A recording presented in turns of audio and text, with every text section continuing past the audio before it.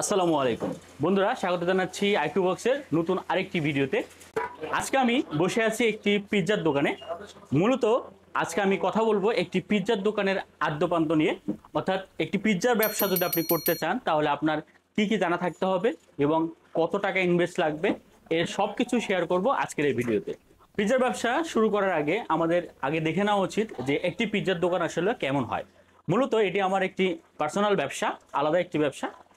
এই পিৎজার ব্যবসাটা আমি কতদিন ধরে শুরু করলাম, কত টাকা ইনভেস্ট হলো এবং এই পিৎজার দোকানটা আসলে কীরকম ডেকোরেশন করেছি সব কিছু আপনাদের সাথে তুলে ধরবো। আর আমার এই পিৎজার ব্যবসার দোকানটির নাম হচ্ছে ওভেন ফায়ার।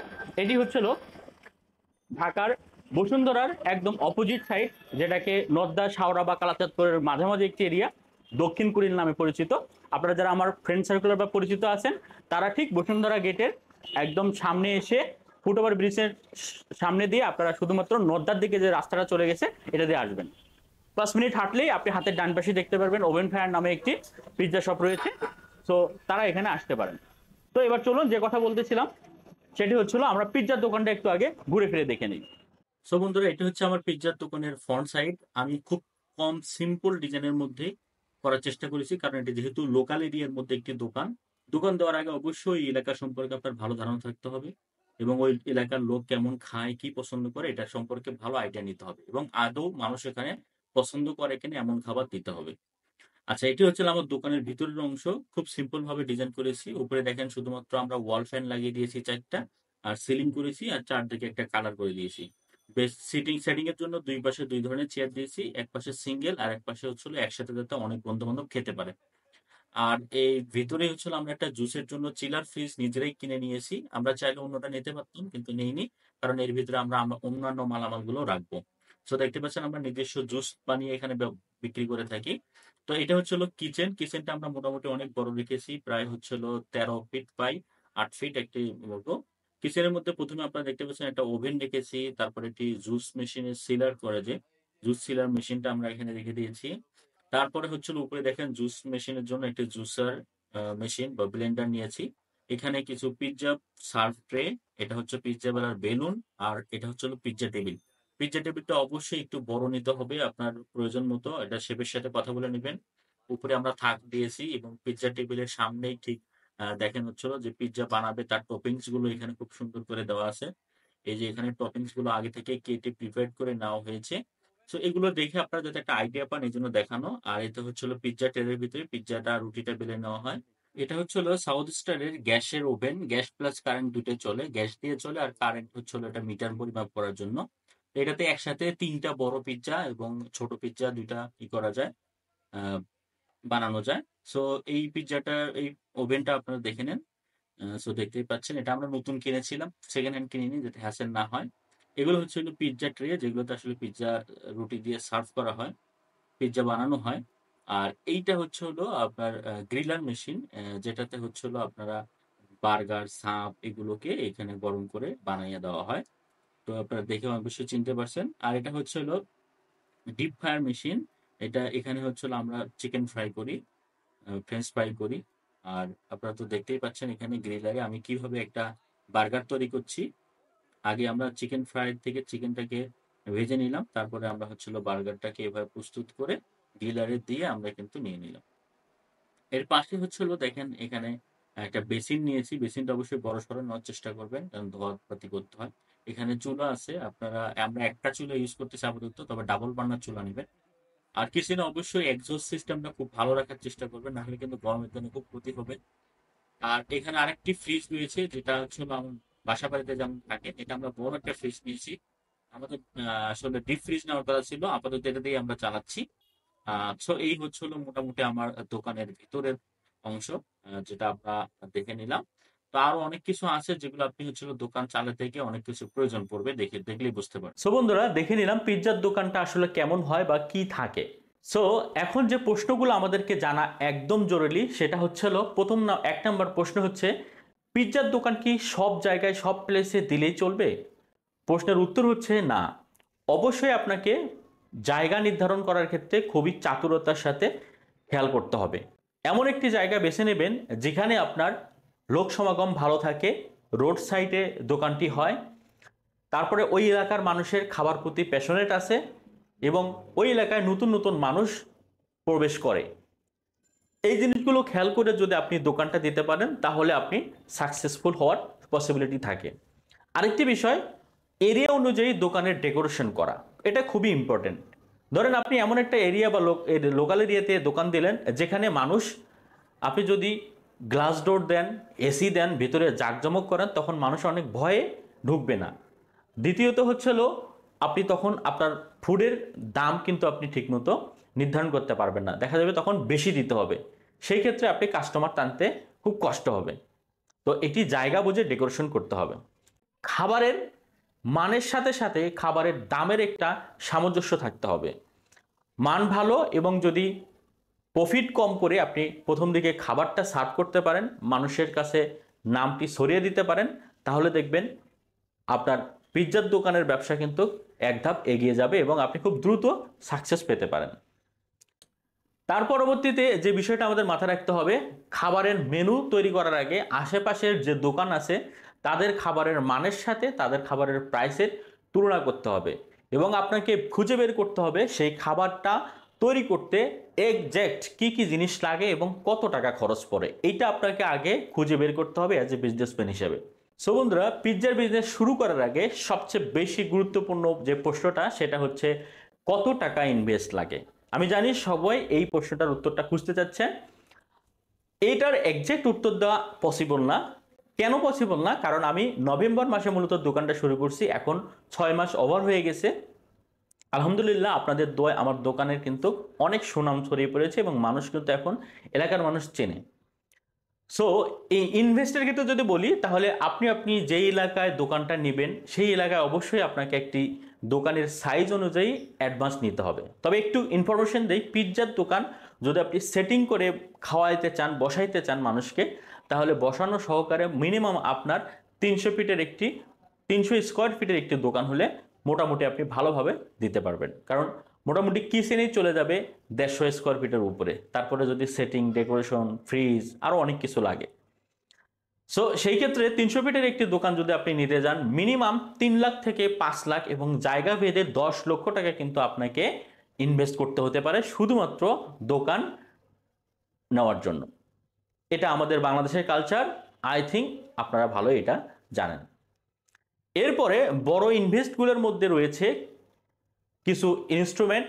যেমন আমি যদি এক এক করে কিছু নাম বলি, তার মধ্যে 1 নাম্বার হচ্ছে হলো আপনাকে যে পিৎজা তৈরি করবেন তার জন্য যে ওভেন রয়েছে সেই ওভেনটি আপনাকে কিনতে হবে।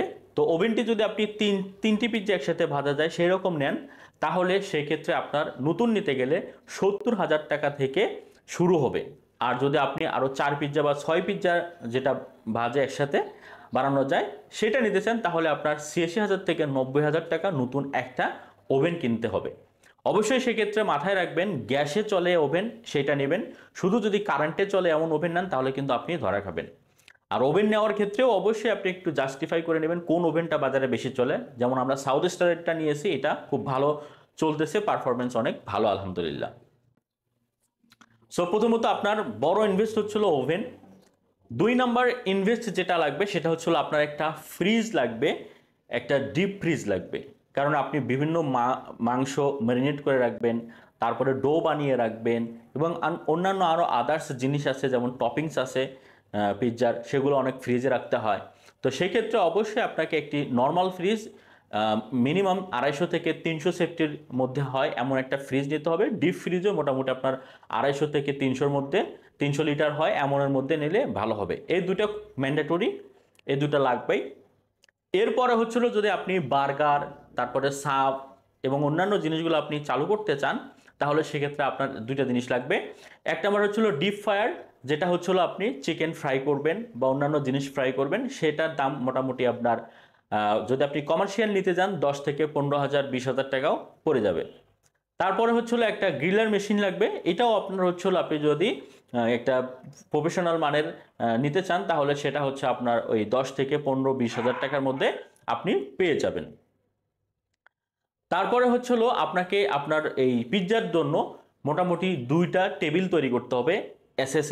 এসএসের টেবিলটা অবশ্যই বড় নিতে হবে, মিনিমাম 6 ফিট লং নিতে হবে এবং হচ্ছে হলো 2.5 ফিটের একটু বেশি আপনাকে হচ্ছে হলো উইথ নিতে হবে, হাইটের টেবিল নিতে হবে। কারণ এর ভিতরে রুটি বেলবে, এখানেই মানে পিৎজাটা কাটবে, টপিংস থাকবে, এই বিষয়গুলো খেয়াল করে ভালো এসএসের একটা টেবিল লাগবে।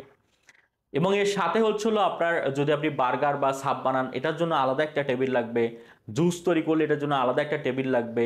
সো এই বিষয়গুলো মাথায় রাখতে হবে। এরপরে হচ্ছিল আপনি যদি আরও কোনো ফুড যেমন চাউমিন বা ফ্রাইড রাইস চালাতে চান তাহলে তার জন্য ডাবল বার্নার আপনার চুলা লাগবে, তারপরে বিভিন্ন পাতিল লাগবে, এই জিনিসগুলো লাগবে। তো এগুলো হচ্ছিল আপনি যখন দোকানটা সাজাবেন অটোমেটিক্যালি আপনার প্রয়োজন পড়বে এবং আপনি এগুলো কিনে ফেলবেন। পিৎজার সাথে আপনার আরও কিছু জিনিস লাগে, যেমন পিৎজা ট্রে লাগে, পিৎজা প্রেজেন্টিং ট্রে লাগে, তারপরে পিৎজা ভাজার জন্য ট্রে লাগে, অনেক চামিচ লাগে, অনেক বাটি লাগে, এগুলো আপনার অ্যাক্সেসরিজ এটা আপনার ধরে রাখতে হবে। তো মোটামুটি এই যে পিৎজা রিলেটেড, বার্গার রিলেটেড, তারপরে চামিচ, কেচি, তারপরে হচ্ছিল আরও প্লেট, এগুলোর ক্ষেত্রে আপনার 50 থেকে 1 লাখ টাকা আপনার ধরে রাখতে হবে। তারপর আপনার দোকানের যদি আপনি ডেকোরেশনের দিকে একটু মাথা দেন তাহলে দেখবেন যে আপনার চেয়ার টেবিল লাগবে। এখানে আপনি যতজন মানুষ বসাবেন তার উপরে বেস করে এখানেও প্রায় 50 থেকে 80 হাজার টাকা খরচ হতে পারে আপনার। এটা রেস্টুরেন্টের উপরে ডিপেন্ড করে আপনি কী ধরনের চেয়ার, কী ধরনের টেবিল দেবেন। আপনি চাইলে 20 থেকে 30 হাজার টাকার মধ্যে টুল দিয়ে কাভার করতে পারেন, টেবিল দিয়ে কাভার করতে পারেন। এরপরে হচ্ছে হলো আপনার এখানে কিছু বক্স তৈরি করতে হবে, যেই বক্সগুলোর মধ্যে আপনার হচ্ছে হলো আপনি বিভিন্ন জিনিস রাখবেন, আগে থেকে কিনে রাখবেন। তারপরে হচ্ছে আপনার শেলফ তৈরি করতে হবে, সেটারও একটা কস্টিং আছে। এছাড়াও আপনার আদার্স যেই কস্টিংগুলো, যেমন হচ্ছে হলো ফ্যান কিনতে হবে 4-5টা মিনিমাম, তারপরে হচ্ছে হলো একজস্ট ফ্যান কিনতে হবে। এরপরে আপনি যে সিলিং করবেন এই সিলিংয়েও প্রায় আপনার 15,000 থেকে 20,000 টাকা খরচ হবে। দেওয়ালে রং করবেন সেখানেও 7 থেকে 10,000, 20,000 টাকা খরচ হবে। এরপর হচ্ছে আপনি ইলেকট্রিকের যে ওয়্যার টানবেন সেখানেও আপনার 10 থেকে 15,000 টাকার উপরে প্রায় 20 থেকে 30,000 টাকা লাগবে তার সহকারে, 30,000 টাকার মতো তার সহকারে, কাজ সহকারে লাগবে। তারপরে পানির লাইন তৈরি করতে হয়তো বা আপনার প্লাম্বিংয়ের ক্ষেত্রে খরচ পড়বে। সো এই সর্বমোট মিলে আপনি একটা এস্টিমেশন করে নেবেন মিনিমাম কি কি লাগে। তো আমি যে হিসাবগুলো বললাম আমি যদি একটু সামারাইজ করি, আপনার মনে করেন 2টা ফ্রিজে মিনিমাম 1 লক্ষ টাকা লাগবে, একটা ওভেনে মিনিমাম 70,000 টাকা লাগবে, 1,70,000। তারপরে ডিপ ফায়ার আর হচ্ছে হলো আপনার গ্রিলার সহ লাগবে আরও 30,000 ধরেন সাপোজ, তাহলে আপনার মোটামুটি এখানে 2 লক্ষ। তারপরে হচ্ছে হলো ডেকোরেশন, টোটাল ডেকোরেশন যদি চেয়ার টেবিল ফ্যান এসব চিন্তা করি, তারপরে কালার, ওয়ারিং টানা, সিলিং করা, এগুলো তো মোটামুটি চলে যাবে 1 থেকে 1 লাখ টাকার উপরে, 1 থেকে 1.5 লাখ টাকার উপরে লাগে। তারপর আপনি যদি বাইরে একটা বড় প্যানা তৈরি করেন তাহলে 1 লাখ টাকার উপরে, মানে সেখানেও প্রায় 20-50 হাজার টাকা খরচ হবে। তাহলে আপনার এদিকে ডেকোরেশন বাবদ মিনিমাম 2 লক্ষ টাকা, ভেতরের জিনিস বাবদ এখানে লাগতেছে আরও 2 লক্ষ 4 লাখ, তারপরে আরও আদার্স অ্যাক্সেসরিজ মিলে মনে করেন আপনার আরও লাগবে 1 থেকে 1.5 লাখ টাকা। তাহলে দেখেন এখানে হিসেব করে মোটামুটি একটা পিৎজার দোকান দিতে গেলে 5 লাখ টাকা আপনার ভিতরে জাস্ট ধরে রাখতে হবে মিনিমাম স্টার্টিংয়ে। 5 লাখ টাকা আপনার ইনভেস্ট ভিতরে, প্লাস হচ্ছিল আপনার হচ্ছিল দোকান যে আপনি ভাড়া দিবেন অ্যাডভান্স, সেখানেও আপনার হয়তো বা 3 থেকে 5 লাখ টাকা এরকম একটা লাগতে পারে। তাহলে মোটামুটি আপনি যদি একটা পিৎজার দোকান খুব সুন্দরভাবে দিতে চান 10 লাখ টাকা পুঁজি নিয়ে নামতে পারেন। তো এই ছিল হচ্ছিল একটি পিৎজার দোকান শুরু করার জন্য যা যা লাগে। আমি জাস্ট ওভারভিউ দিলাম, কারণ আমি নিজে এই কাজগুলো করছি আমার নিজের দোকানের জন্য, সেগুলো আমি আপনাদের সাথে শেয়ার করলাম। এছাড়াও যদি কোনো প্রশ্ন থাকে আপনারা আমাদের কমেন্টসে করবেন, আমি সম্পূর্ণ প্রশ্নগুলো ধরে ধরে উত্তর দেওয়ার চেষ্টা করব, দেরি হলেও আমি ইনশাল্লাহ উত্তর দিব। আর যদি এ বিষয়ে আরও ভিডিও চান তাহলে আমি আরও ভিডিও বানাবো, স্পেসিফিকভাবে আপনারা আমাকে রিকোয়েস্ট করবেন কমেন্টে, আমি সেটা বানিয়ে দেওয়ার চেষ্টা করবো ইনশাল্লাহ। সো আজকের ভিডিওটি কেমন লাগলো, যদি ভালো লাগে বা আপনাদের উপকারে আসে তাহলে অবশ্যই কমেন্ট বক্সে কমেন্ট করে লিখবেন, আর ভিডিওটি শেয়ার করার অনুরোধ রইল যাতে অন্য কেউ যারা এই ব্যবসায় আসতে চায় তারা জেনে শুনে যাতে আসতে পারে। সো বন্ধুরা, কেমন লাগলো আজকের ভিডিওটি অবশ্যই শেয়ার করার জন্য অনুরোধ রইল। আজকে এই পর্যন্ত বিদায় নিচ্ছি, ধন্যবাদ সবাইকে, ভালো থাকবেন, সুস্থ থাকবেন। আসসালামু আলাইকুম ওয়া রাহমাতুল্লাহি ওয়া বারাকাতুহু।